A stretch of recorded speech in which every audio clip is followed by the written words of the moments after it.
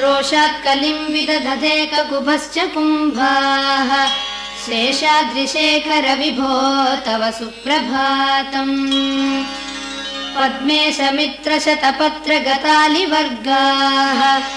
हर्तुं श्रियं कुवलयस्य निजाङ्गलक्ष्म्या भेरीनिनादमिव बिभ्रति तीव्रनादम्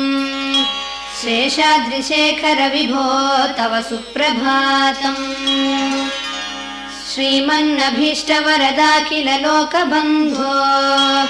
श्री श्रीनिवास जगदेकदयैकसिन्धो श्रीदेवतागृहभुजान्तर दिव्यमूर्ते श्रीवेङ्कटाचलपते तव सुप्रभातम्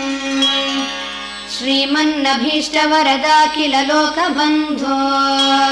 श्री श्रीनिवास जगदेकदयैकसिन्धो